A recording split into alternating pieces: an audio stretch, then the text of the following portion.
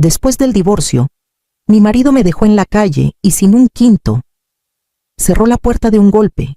Me dijo que la casa era suya y yo me quedé ahí parada, abrazando lo único que no había logrado quitarme, la vieja tarjeta bancaria que mi papá me dio cuando apenas era mayor de edad. Nunca pensé usarla. Creí que era solo un recuerdo, pero en cuestión de horas, esa tarjeta iba a hacer que un cajero se quedara helado y me susurrara que tenía que ver algo de inmediato. Antes de ese momento, antes del piso de mármol del Banco Nacional de Guadalajara y la cara de pasmo de un desconocido, estaba la banqueta frente a la casa donde viví 12 años. Me llamo Gloria Ramírez, tengo 59, Ricardo, que ahora se llama Rafael. Estaba recargado en el marco de la puerta como si hubiera estado esperando ese momento toda la vida. Brazos cruzados y cara de póker. Detrás de él estaba Leticia, su socia de negocios, ya con la mano sobre las cortinas que yo misma elegí mucho antes de que ella entrara en su vida. «Tienes que irte ya», dijo Rafael. No alzó la voz. No hacía falta. El hielo en sus palabras hizo todo el trabajo. El acuerdo está firmado. La casa se queda conmigo. Las cuentas se quedan conmigo. Tú firmaste todo. Apreté la agarradera de mi única maleta. Una maleta para resumir décadas de mi vida. Rafael, no tengo a dónde ir. Parpadeó lento, como aburrido. Tú verás cómo le haces. Leticia dio un paso al frente con esa sonrisa que pone la gente justo antes de cerrarte la reja en la cara. Es lo mejor para ti. Gloria, necesitas empezar de cero. Empezar de cero. Las palabras me raspaban como lija. Yo le había dado 12 años. Lo apoyé en cada riesgo de sus negocios. Le cociné a medianoche cuando se quedaba trabajando hasta tarde. Aguanté cenas de networking, fingiendo que no veía cómo Leticia le rozaba el brazo. Bajé las escaleras porque quedarme más tiempo hubiera significado suplicar. Y tan bajo no iba a caer. El aire se sentía más frío en la banqueta, como si el mundo ya supiera que yo no pertenecía a ningún lado. Revisé mi cartera. 430 pesos. Eso era todo. Y la tarjeta de mi papá, escondida en el forro del abrigo. La había olvidado por años. Levanté la maleta y empecé a caminar, sin rumbo, solo lejos de él. Cuando el letrero del motel apareció parpadeando, la vieja tarjeta ya se sentía más pesada en mi bolsillo, como si supiera que el día siguiente no iba a ser uno cualquiera, y el día siguiente ya me estaba esperando. El encargado del motel apenas me miró cuando entré a la oficina. Empujó el formato sobre el mostrador con un suspiro de esos que sueltan cuando ya han visto pasar demasiadas almas perdidas. Las semanales se pagan por adelantado, masculló. Lo sé, dije, deslizando los 430 pesos. Es todo lo que traigo por ahora. Levantó una ceja pero agarró el dinero. Habitación 12. La llave está dura. Muévela un poco. Llave pegajosa. Cuarto rancio. Paredes de papel. Nada importaba. Estaba demasiado entumecida para que me importara. La puerta chilló cuando la abrí. Había una cama, una lámpara sin foco y unas cortinas que olían a cigarro viejo impregnado en la tela. Puse la maleta en la silla y me senté al borde de la cama, agarrando la colcha como si pudiera evitar que me desmoronara. El silencio me apretaba hasta doler. Me froté el pecho tratando de respirar normal. 12 años, susurré. Y esto es lo que queda. El celular vibró en la mesita. El nombre de Rafael iluminó la pantalla. Dejé que sonara hasta que se cortó y luego lo puse boca abajo. No podía escuchar su voz. No esa noche. Abrí la maleta despacio. Ropa, unos cuantos artículos de aseo y el abrigo que casi no traigo. Al levantarlo, algo se deslizó y cayó suave sobre la cama. El sobre. Bordes amarillentos. La letra de mi papá ya medio borrada, pero todavía reconocible. Para mi gloria, cuando el mundo se ponga duro, se me hizo un nudo en la garganta. No lo había tocado desde que era joven. Recordé el día que me lo dio sus manos ásperas del trabajo. Sus ojos serios. Lo vas a saber cuando lo necesites, me dijo. Pasé el pulgar por el sobre antes de abrirlo. La vieja tarjeta salió rayada y gastada, casi ilegible. Solté una risa amarga y chiquita. Papá, esta cosa ni va a leer, pero igual me la guardé en la bolsa. Pesaba más de lo normal, como si todavía tuviera algo de él dentro. Me recosté en la cama, apretando la tarjeta contra la palma mientras el cuarto retumbaba con las peleas ahogadas de desconocidos. Mañana iría al banco e intentaría usarla, solo una vez, solo para ver. Todavía no lo sabía, pero el mundo ya había empezado a girar distinto. A la mañana siguiente no había dormido ni una hora completa. Las paredes del motel zumbaban de ruido, pero eran mis propios pensamientos los que no me dejaban en paz. No paraba de escuchar la voz de mi papá diciendo: «Úsala solo cuando el mundo se ponga duro». Apreté la vieja tarjeta en la palma mientras caminaba hacia el Banco Nacional de Guadalajara, en el centro de la ciudad. Adentro, la fila avanzaba lento. Hombres de camisa planchada miraban el reloj. Una mujer de tacones tamborileaba impaciente contra el piso. Bajé la cabeza y di un paso cuando me tocó. El cajero tenía una plaquita que decía «Señor Hernández». Parecía de esos que han pasado toda la vida ahí canas. Lentes que se le resbalaban. Corbata que había visto mejores días. «Buenos días», dijo. «¿En qué le puedo ayudar?» Dudé un segundo y puse la tarjeta sobre el mostrador. «Está vieja. Solo quiero ver si tiene algo». Sonrió por cortesía. «Vamos a ver». Pero la sonrisa se le borró en cuanto la tomó. «Esto es muy antiguo», murmuró, dándole la vuelta. «¿De dónde la sacó?» «Me la dio mi papá cuando era joven». El señor Hernández asintió despacio y metió la tarjeta en la lectora. La máquina pitó una vez, dos. Luego hizo clic, como si algo se abriera. Su cara cambió, entrecerró los ojos, luego los abrió como platos. Se le fue el color. Miró la pantalla. Me miró a mí. Volvió a la pantalla. Levantó la mano un poco y la bajó, como si no supiera qué hacer. «Señora», dijo bajito, «necesito que pase detrás del mostrador». Se me encogió el estómago. «¿Hay algún problema?» Tragó saliva con trabajo. «Por favor, venga conmigo». El piso se sentía inestable mientras me guiaba hacia una puerta que decía «privado». Los empleados volteaban a vernos. Un guardia empezó a caminar hacia nosotros. «¿Qué pasa?», susurré.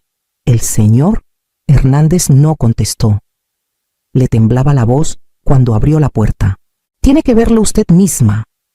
El señor Hernández me llevó a una oficina pequeña y cerró la puerta. El guardia se quedó afuera, pero tan cerca que se oía el radio crepitar. Me temblaban las manos cuando me senté. «Señora», dijo el señor Hernández sentándose frente a mí. «Tengo que verificar su identidad antes de enseñarle nada». Le di mi licencia de conducir. Comparó el nombre con la pantalla y luego preguntó en voz baja: «¿Nombre completo de su papá Jorge Ramírez? Fecha de nacimiento suya». Contesté con la voz delgada. Asintió casi aliviado y giró el monitor hacia mí. «Señora Ramírez, esta cuenta lleva activa más de 20 años. El saldo es considerable». «¿Cuánto de considerable?», se me cerró la garganta. Señaló el número. Parpadeé fuerte. Conté los ceros. Los conté otra vez. Se me apretó el pecho. «Dice 47 millones de pesos». Las palabras me salieron raspando. «Eso no puede ser». «Revisé 3 veces», dijo suave. «Mi supervisor una más. Está correcto». Me zumbaban los oídos y no oía nada más. Mi papá era superintendente de edificios. Arreglaba tuberías que goteaban. Reparaba calderas viejas. Nunca tuvo ni cerca de esto. El señor Hernández abrió varios documentos. Su papá heredó un terrenito en la colonia Reforma, en Oaxaca, hace muchos años. Después una constructora lo compró para un proyecto grande, la Torre Angelópolis. En vez de pago único, negoció 5% de las ganancias a largo plazo. «Es imposible», susurré. Nunca dijo ni media palabra. «Creó un fideicomiso», explicó. «Irrevocable. Usted es la única beneficiaria. Nadie más, ni cónyuges, ni acreedores. puede tocarlo jamás. Me tapé la boca con la mano. Mi papá andaba a pie para ahorrar camión. Usaba las mismas 3 camisas años enteros. Vivía en un departamento chiquito, mientras millones se juntaban en un fideicomiso que nunca tocó. Me ardían los ojos. ¿Por qué hizo eso el señor? Hernández se recargó, la cara más suave. Tal vez quería que usted tuviera una opción que él nunca tuvo. Miré otra vez el número, sin poder respirar parejo. Mi papá tuvo dinero que la mayoría nunca ve, y eligió una vida callada y sencilla. Y me lo dejó todo a mí. El señor Hernández insistió en llamar a un asesor senior para explicarme los papeles del fideicomiso, pero me temblaban tanto las manos que no podía concentrarme. Me puso una tarjeta enfrente. Este abogado lleva casos complicados de herencias. Habla con él hoy mismo. Así terminé sentada en la oficina del centro de Gabriel Torres. Un abogado de fideicomisos y sucesiones que parecía demasiado joven para hablar con tanta seguridad. Hojeó los documentos que le mandó el banco y su cara se iba endureciendo página tras página. Señora Ramírez dijo, acomodándose los lentes. Tengo que preguntarle algo difícil. ¿Su exmarido alguna vez habló del pasado de su papá, de algún terreno, de alguna herencia? No dije. Mi papá vivió toda la vida en un departamento de renta congelada. No había nada que contar. Gabriel tamborileó el borde de la carpeta. Preguntó porque el timing es demasiado exacto. Las ganancias de su papá siguieron entrando hasta hace 2 meses. Hace 3 meses su marido pidió el divorcio. Es muy cerca. Se me cortó la respiración. Pidió el divorcio porque quería casarse con su socia. Eso fue todo. Gabriel no parecía convencido. Abrió otra carpeta que le trajo su asistente. Le pedí a mi pasante que hiciera una búsqueda rápida. Su exmarido contrató a un investigador privado hace 4 meses. Las facturas son públicas. Se me hundió el estómago, investigando que un tal Klein, especialista en genealogía, búsquedas de bienes, disputas de herencias. Gabriel empujó el documento hacia mí. Lo contrataron para investigar a su papá. Antes del divorcio, me retumbaba el pulso en los oídos. Rafael decía que mi papá no importaba. Apenas lo mencionaba. Sospechaba algo, dijo Gabriel tranquilo. Tal vez no sabía la cantidad exacta, pero sabía que había algo que encontrar. Pidió el divorcio rápido porque una vez separados ya no podía tocar el fideicomiso. Miré la firma de Rafael en la factura del investigador. Su letra, su nombre, su plan. Me echó a la calle, susurré. 12 años juntos y llevaba meses cavando por una fortuna que ni yo sabía que existía. Gabriel se inclinó hacia adelante. Tiene que protegerse ya. Esto dejó de ser un divorcio normal. Cerré los ojos. La traición se me acomodó pesada en el pecho. Rafael no solo se había ido de mi lado. Llevaba tiempo cazando el legado de mi papá antes de decirme que nuestro matrimonio había terminado. Gabriel me reservó una habitación en un hotelito cerca del río Papaloapan, con otro nombre. Necesita distancia, me dijo al darme la tarjeta. Si su ex ya sospecha que el fideicomiso existe, no va a parar de buscarla. Asentí, demasiado aturdida para discutir. En cuanto entré al cuarto, el celular no dejó de vibrar 5 llamadas perdidas de Rafael, 3 mensajes de números desconocidos. Volvió a llamar. Lo dejé sonar 2 veces antes de contestar. Gloria dijo jadeando y enojado. ¿Dónde estás? Tenemos que hablar. Ya no hay nada de qué hablar. Estás exagerando. Estuvimos casados 12 años. Me debes una plática. No te debo nada. Rafael. El silencio del otro lado se tensó y luego se rompió. Te estás equivocando. ¿Crees que puedes esconderme cosas? Colgué antes de que me temblara la voz. Sonó otra vez casi al instante. Esta vez un nombre que no veía desde hacía 8 años, Judith. La voz de mi hermana salió filosa, como si hubiera esperado toda la vida por este momento. Entonces es cierto, dijo. Te quedaste con la lana del jefe. Cerré los ojos. Judith. Ni siquiera sabía que existía. Eso no importa. Yo también soy su hija. No te vas a quedar con todo. No nos hablábamos. Le dijiste que era una carga. Hace años de eso. Tienes que compartir. Colgué. Llegaron más mensajes. Un primo que apenas recordaba. Una tía que solo llamaba en Navidad. Todos insinuando, presionando, exigiendo. El jefe hubiera querido que ayudaras a la familia, decía uno. Puedes soltar unos milloncitos, decía otro. Me sudaban las manos mientras bloqueaba cada número. La presión no bajaba, solo se hacía más punzante. Era gente que me había ignorado por años. Ahora todos querían algo. El celular vibró otra vez y la pantalla se iluminó con otro nombre conocido. Gabriel me citó otra vez en su oficina a la mañana siguiente. Por el tono en el teléfono supe que no era una actualización cualquiera. Cuando llegué ya tenía carpetas abiertas sobre la mesa. Empecé a investigar más a fondo la empresa de Rafael. Dijo, hay cosas que tienes que ver. Me senté, preparándome. Dime. Abrió la primera carpeta. Esta es una casa en la colonia Roma, en la Ciudad de México. Vendida hace 3 meses, dio un golpecito al reporte de inspección. La cimentación estaba cuarteada. En vez de arreglarla, el equipo de Rafael la cubrió con cemento nuevo. Se me apretó el estómago. Esa casa puede colapsar, exacto. Gabriel pasó a otro expediente. Esta otra en la Portales. Moho en las paredes. La pintaron encima. Pusieron tabla roca nueva y se la vendieron a una pareja joven con 2 niños. Sentí que algo se rompía dentro de mí.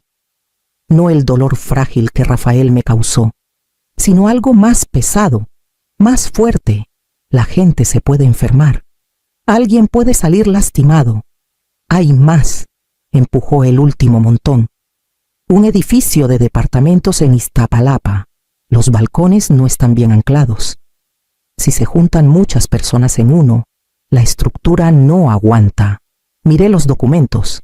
La rabia subiendo lenta pero firme. Él sabía todo esto. Firmó cada venta, dijo Gabriel. Construyó su éxito escondiendo riesgos a familias que confiaron en él. Junté las palmas. La traición de nuestro matrimonio era una cosa. Pero esto era distinto. Ya no se trataba solo de mí.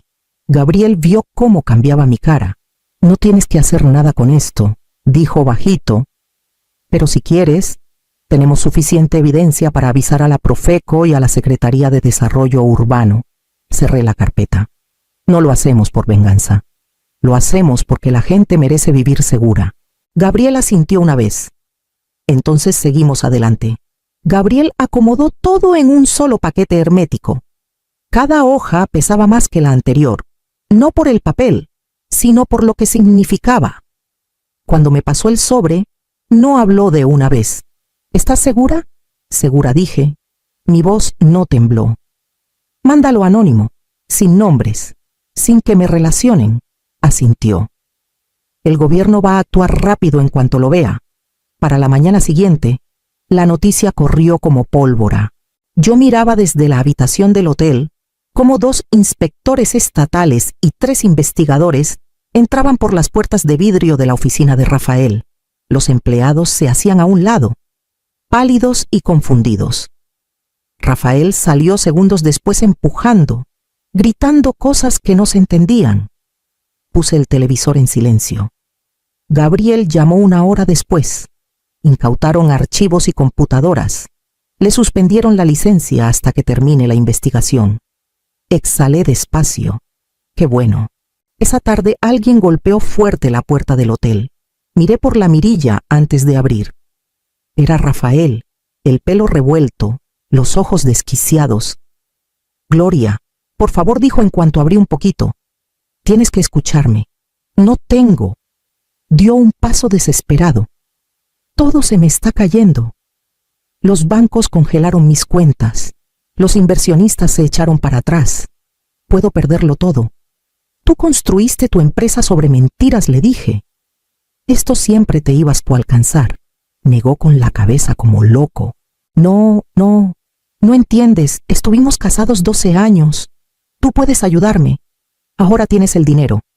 Puse el pie contra la puerta. Te ayudé 12 años. Me echaste con una sola maleta. Fue un error, susurró con la voz rota. Un error, repetí bajito. O un cálculo. No contestó. Su silencio dijo todo. Cerré la puerta. Su voz ahogada se perdió en el pasillo, reemplazada por una calma que no había sentido en meses. La justicia había llegado, y no tuve que verlo caer, solo tuve que seguir caminando. Los días después del derrumbe de Rafael fueron extrañamente tranquilos. Gabriel venía con actualizaciones, pero mi cabeza ya estaba en otro lado. No dejaba de pensar en las mujeres que había conocido en grupos de apoyo todos estos años, mujeres que salieron de sus matrimonios con nada más que miedo y una bolsa de mandado con ropa. Mujeres como yo. Me senté frente a Gabriel en su oficina. Quiero crear algo, le dije. Un lugar para las mujeres que botan a la basura. Se recargó en la silla. Cuéntame qué tienes en mente. Una fundación, dije. Casa temporal. Ayuda legal. Capacitación para el trabajo. Hasta apoyos económicos pequeños. Lo suficiente para que vuelvan a respirar. Gabriel sonrió un poco. Estás hablando de cambiar vidas, Gloria. No, dije suave. Estoy hablando de darles lo que yo necesité y nunca tuve. Fueron semanas de trámites, juntas y firmas. Pero el día que la fundación quedó registrada, algo se acomodó dentro de mí. Contraté un equipo pequeño, 2 trabajadoras sociales, una psicóloga y una mujer que se llama Liliana, que sobrevivió a su propio divorcio brutal. Les estás dando esperanza, de verdad, me dijo Liliana en la primera reunión. Asentí, sintiendo un calor que llevaba meses sin sentir. Les estamos dando segundas oportunidades. Abrimos las puertas sin ruido, sin prensa ni anuncios. La primera mujer entró con las manos temblando. La segunda llegó al día siguiente, luego más. Y por primera vez desde que todo empezó, me desperté sabiendo exactamente por qué seguía de pie. Llevé rosas amarillas al Panteón Municipal de Oaxaca, las que mi papá compraba cuando creía que nadie se daba cuenta. La hierba estaba húmeda bajo mis rodillas cuando las dejé. Apoyé la mano en la lápida fría y hablé bajito. Papá, ahora entiendo lo que quisiste decir con que el mundo se iba a poner duro. Se me quebró la voz. Y entiendo por qué lo guardaste todo. Querías que yo eligiera qué clase de mujer iba a ser, no la que el dinero me convirtiera. Pasó una brisa suave entre los árboles. Cerré los ojos. Usé el fideicomiso, le dije. No para mí, para mujeres que quedaron como yo quedé. Ya ayudamos a 12 nuevos comienzos. Tú me diste la libertad para hacer eso. Se oyeron pasos detrás de mí. Era Liliana de la fundación, con una carpeta en la mano. Perdón que interrumpa, dijo suave. La solicitante nueva. Es igualita a como tú llegaste. Asentí. Dile que la veo esta misma tarde. Cuando se fue, recorrí el nombre de mi papá con las yemas de los dedos. Lo estoy haciendo bien. Papá, te lo prometo. Me puse de pie. Me limpié los ojos y caminé hacia la salida. Más ligera que cuando llegué. Si sentiste el camino de Gloria como yo, no olvides darle like, comentar o suscribirte para más historias así. Cuando una mujer por fin se hace dueña de su libertad, a los 59, ¿quién se la vuelve a quitar?